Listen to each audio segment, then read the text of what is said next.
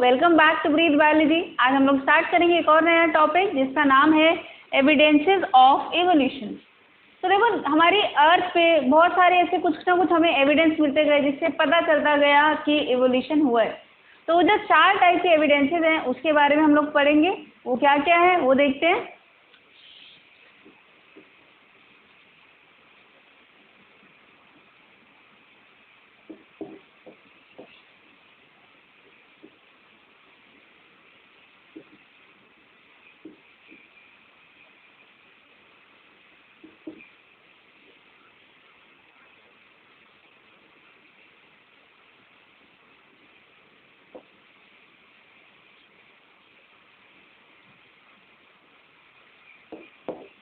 तो ये 4 एविडेंसेस थे जिन्होंने हमें बताया कि इवोल्यूशन हुआ है। सबसे पहले हम देखते हैं कौन सा है, पैलेंटोलॉजिकल। पैलेंटोलॉजिकल वर्ड जो आया हुआ है पैलेंटोलॉजी से। Palaeontology is study of fossils. तो फॉसिल्स को हम पता करके, उसकी एज पता करके हम देख सकते हैं कि हाँ इवोल्यूशन हुआ है। नेक्स्ट हम देखते हैं morphological and anatomical evidences.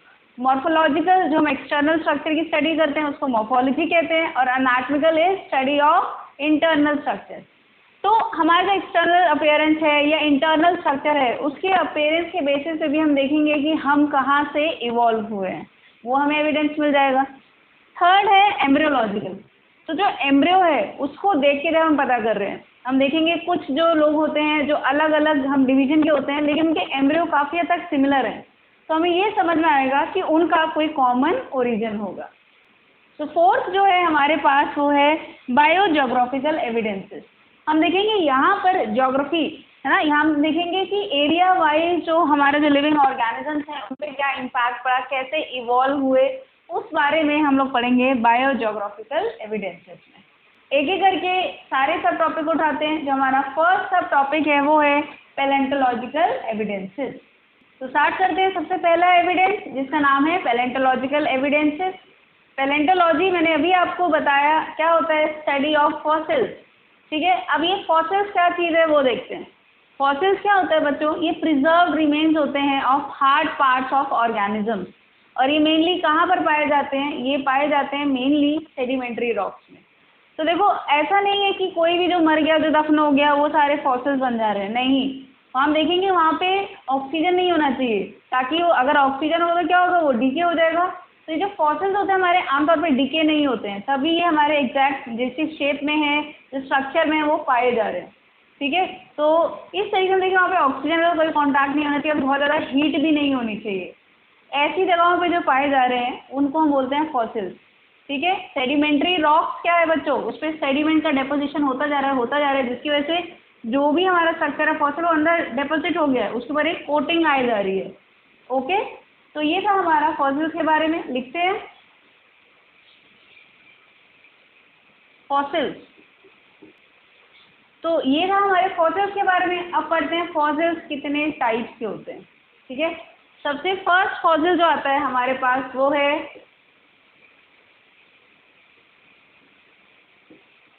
Unaltered. Unaltered मतलब जिसके अंदर कोई चेंज नहीं आया है, एज इट इज, वो पूरा का पूरा जो ऑर्गेनिज्म है वो प्रिजर्व्ड है, उसको हम बोलते हैं अनऑल्टर्ड फॉसिल्स। लेकिन ऐसे बहुत रेयर होते हैं जो हमारे पास ऐसे पाए जा रहे हों जिसमें कोई भी चेंजेस नहीं आए हों। ठीक है बच्चों, तो ये हमारा अनऑल्टर्ड होता है। सेकेंड हम लोग देखते हैं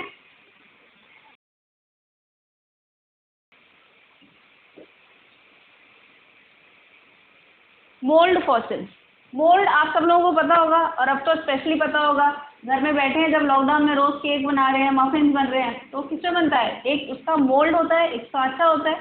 तो हम क्या देखेंगे, एक जो भी इम्प्रेशन है उस तरीके से एक शेप रह गई होता है, इम्प्रेशन रह गया है, वो जो सांचा सा बना हुआ है उस वाले फॉसिल को हम कहते हैं मोल्ड फॉसिल।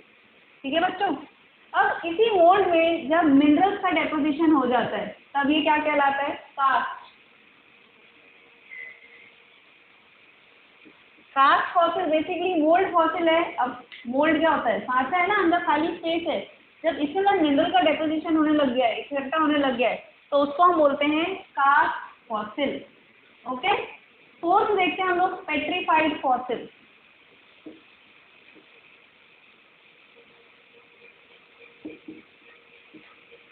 तो जो पेट्रीफाइड फॉसिल है बच्चों ये बहुत इंपॉर्टेंट है। इसमें हमने क्या देखा, जो भी ऑर्गेनिक मैटर होता है it gets replaced by inorganic matter. ठीक है, ये बहुत इंपॉर्टेंट है। मेनली हम देखते हैं ऐसे ही पाए जाते हैं, ये मैं लिख देती हूँ। इसमें क्या होता है, ऑर्गेनिक मैटर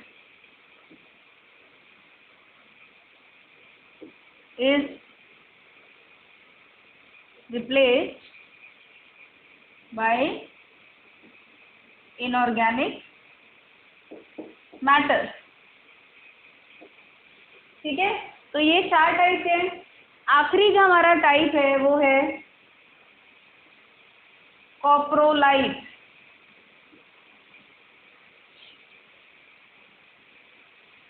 तो कॉप्रोलाइट क्या होता है बच्चों, कॉप्रो वर्ड आपने नहीं सुना, कॉप्रोफेजी कहीं वर्ड सुना होगा। कॉप्रोफेजी का मतलब क्या होता है, या कॉप्रोफेजस कौन सा ऑर्गेनिज्म होते हैं जो अपने फीसिस को ही खाते हैं। ठीक है, तो कॉप्रो वर्ड हम यूज कर रहे हैं यहाँ पे, वो यूज कर रहे हैं फीसिस के लिए।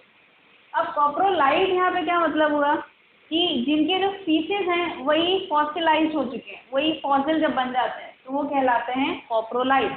तो ये क्या हो गए हमारे फॉसिलाइज फीसिस। ठीक है बच्चों, तो ये डिफरेंट टाइप के हमारे फॉसिल्स थे। एक बार फिर से देखते हैं क्या क्या थे हमारे। अनऑल्टर्ड, जिसमें कोई चेंज नहीं आया, एज इट इज वैसा ही का वैसा ही है। सेकेंड हम देखते हैं मोल्ड। मोल्ड एक सांचा सा बना हुआ है, ठीक है, उसको हमने बोला मोल्ड। अब इसी के अंदर मिनरल का डेपोजिशन हो जा रहा है, इस फॉसिल को हम बोलते हैं कास्ट फॉसिल। बहुत इंपॉर्टेंट फॉसिल जो हमारे पास वो है पेट्रीफाइड फॉसिल। पेट्रीफाइड फॉसिल में हमने क्या देखा था, जितना भी ऑर्गेनिक मैटर था और रिप्लेस्ड बाय इनऑर्गेनिक मैटर। आखिरी आता है हमारे पास कॉप्रोलाइट, जिसमें क्या होता है पीसेस जो होते हैं वही फॉसिलाइज हो जाते हैं। ठीक है बच्चों, जो सबसे इम्पोर्टेंट हमारा जो एविडेंस है एवोल्यूशन का वो क्या है, वो हमारा पैलेंटोलॉजिकल एविडेंस, ये आपको ध्यान रखना है। ठीक है, और इसका बहुत इंपॉर्टेंट रोल है इन मैक्रो एवोल्यूशन।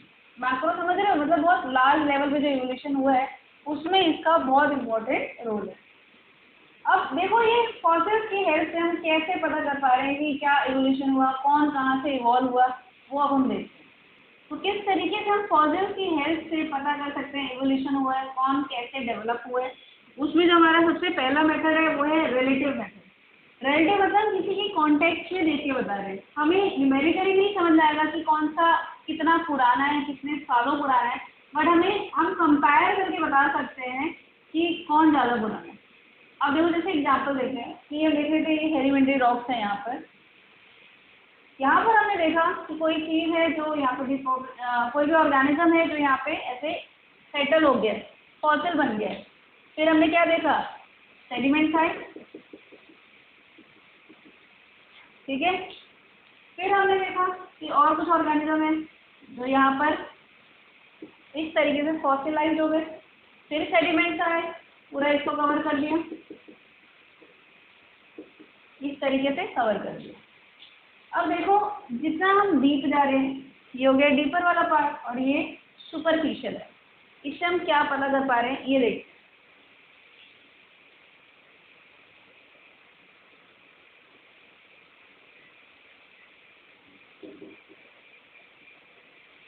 अब जितना हम डीप जा रहे हैं हमें क्या समझ में आ रहा है कि जो फॉसिल्स हैं हमारे वो रिसेंट होंगे या पुराने होंगे। जो जितना नीचे सेटल्ड है वो पुराने होंगे ना। अब देखिए ये डीपर वाले कैसे होंगे, ओल्ड, और जो सुपरफिशियल वाले हैं वो भी हाल फिलहाल के ही होंगे। तो हम बोल सकते हैं जो सुपरफिशियली पाए जा रहे हैं वो कैसे होंगे, रिसेंट। अब देखो जो डीपर वाले हैं ये पुराने टाइम के, तब उस टाइम पे इतने सारे ऑर्गेनिजम्स ही नहीं थे जो उतने सारे फॉसिल बन रहे हैं। हम देखेंगे इस टाइम पे जो डीपर स्ट्राटा में हम क्या देखेंगे, जो फॉसिल्स हैं वो हमारे बहुत कम होते हैं। और क्योंकि पुराने टाइम का है, मतलब उस टाइम तक इतना एवोल्यूशन नहीं हुआ था, इतना कॉम्प्लेक्सिटी नहीं आई थी, तो इनका जो ऑर्गेनाइजेशन होगा वो भी कैसा होगा, बहुत सिंपल होगा और ये बहुत कम नंबर में पाए जाएंगे। वो बात अलग है, यही जब रिप्रोड्यूस करके इन्होंने बहुत सारे प्रोड्यूस किए। आगे करके हम देखेंगे जो सुपरफिशियली पाए जा रहे हैं इनका ऑर्गेनाइजेशन भी कैसा हो जाएगा, बहुत कॉम्प्लेक्स हो जाएगा और ये न्यूमरस होंगे नंबर। ठीक है, तो यहाँ लिखते हैं जो ओल्ड वाले थे हमारे कैसे थे ये, फ्यू इन नंबर और इनका सिंपल ऑर्गेनाइजेशन था।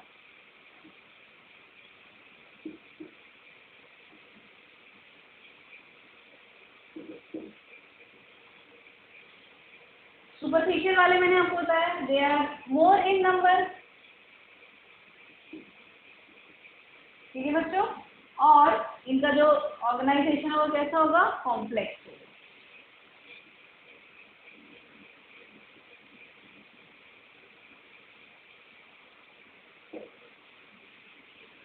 तो ये जो रिलेटिव मेथड है इसमें हमने कंपेयर करके देख लिया कि कौन कितना पुराना है कौन कितना नया है, वो किस स्ट्राटा में पाए जा रहे हैं उस हिसाब से। जो नेक्स्ट हम लोग पढ़ेंगे वो एब्सोल्यूट मेथड है, जिसमें हम देखेंगे रेडियो एक्टिव डेटिंग के थ्रू हम पता कर पा रहे हैं कि फॉसिल्स कितने ईयर्स पुराना है। ठीक है, इसमें प्रोसीड करते हैं। तो एब्सोल्यूट डेटिंग में बच्चों हम देखते हैं दो तरीके से पता कर सकते हैं, एक है रेडियो एक्टिव डेटिंग और दूसरा है ESR, that is electron spin resonance. Radio active dating में हम लोग क्या यूज़ करते हैं, रेडियो एक्टिव आइसोटोप्स को यूज़ करते हैं ताकि हमें हाफ लाइफ पता चल सके। यहाँ पे हम क्या क्या यूज़ कर सकते हैं, कार्बन डेटिंग मतलब C14 जो इसका आइसोटोप है उसको यूज़ कर सकते हैं, पोटेशियम आर्गन मेथड यूज़ कर सकते हैं और यूरेनियम एंड लेड को यूज़ कर सकते हैं। तो एक मैंने यहाँ पे थोड़ा सा एग्जांपल लेके बताया है कार्बन डेटिंग का। हमें ये पता है कि जो हमारा C12 और C14 होता है इसका एक फिक्स रेशियो होता है, पर डेथ के बाद क्या होता है, जो हमारा रेडियो एक्टिव आइसोटोप है वो डीके होने लग जाता है, जिसकी वजह से उसका अमाउंट कम हो जाता है। ठीक है बच्चों, इसी तरीके से हम लोग पोटेशियम और यूरेनियम इनका भी निकाल सकते हैं रेडियो एक्टिव डेटिंग के थ्रू। नेक्स्ट आता है हमारा ESR। ESR में जो बहुत इंपॉर्टेंट लाइन है, जो सिर्फ वो भी याद है तो सफिशिएंट है आपके लिए, वो ये है कि मोस्ट रीसेंट और मोस्ट एक्यूरेट तरीका होता है ये हमारा।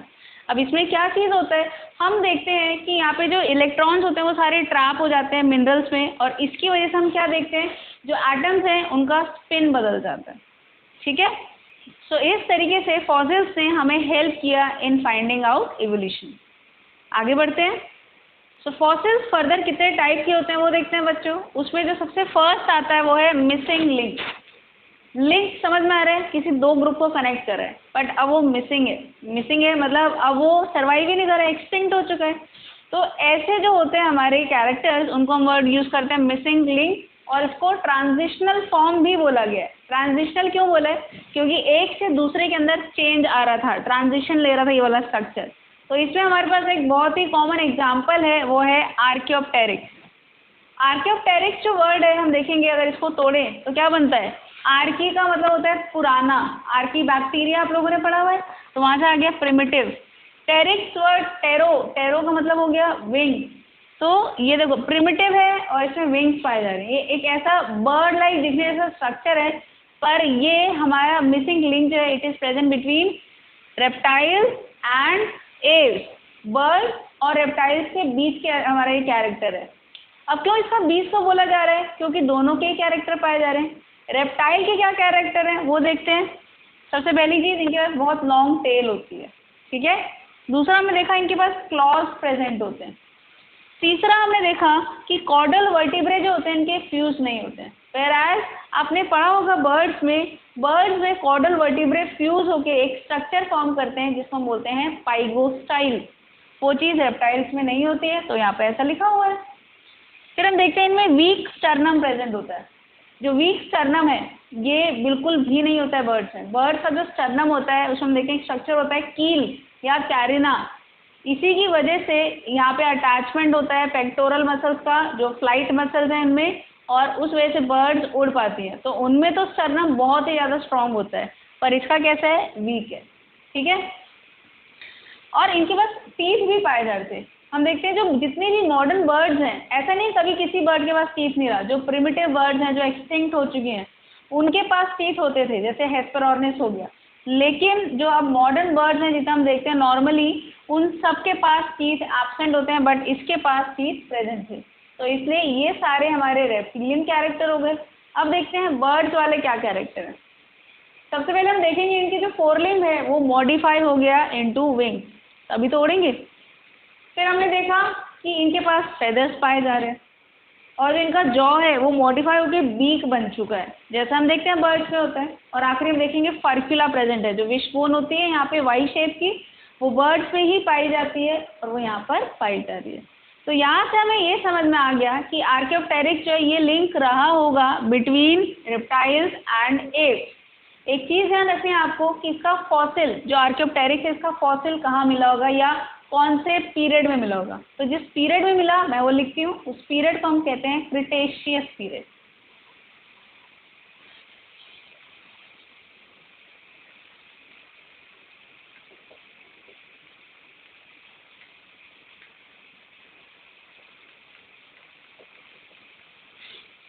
ठीक है बच्चों, ये आपको ध्यान रखना है। आगे बढ़ते हैं। नेक्स्ट हम लोग एक और चीज़ पढ़ेंगे, वो है लिविंग फॉसिल। अब लिविंग फॉसिल का मतलब क्या चीज़ है?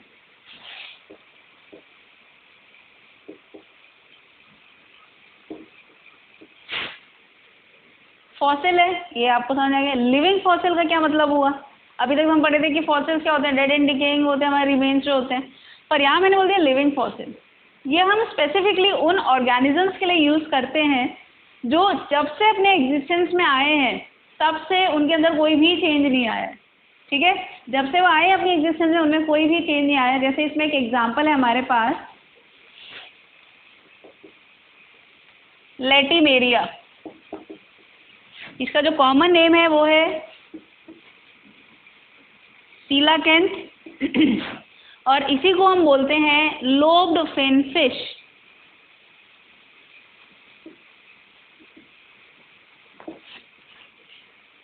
तो भाई ये जो लाटिमेरिया है जब से अपने एग्जिस्टेंस में आई है, इसमें नेग्लिजिबल चेंजेस आए हैं, मतलब इतने सालों से रह रही, इतने मिलियन ऑफ ईयर से पाई जा रही है, पर इसके अंदर कोई भी खास चेंज नहीं आए। तो हमने क्या बोला इसको? Living fossil. और पता है क्या इंटरेस्टिंगली, ये मान लिया गया था कि ये जो है ना ये एक्सटिंक्ट हो चुकी है, पर 1938 में ये साउथ अफ्रीका में पाई गई, तब माना गया भाई ये एक्सटिंक्ट नहीं हुई, अभी भी पाई जा रही है, पर चेंजेस नहीं आए हैं, इसलिए क्या बोला हमने इसको? ये लिविंग फॉसिल है।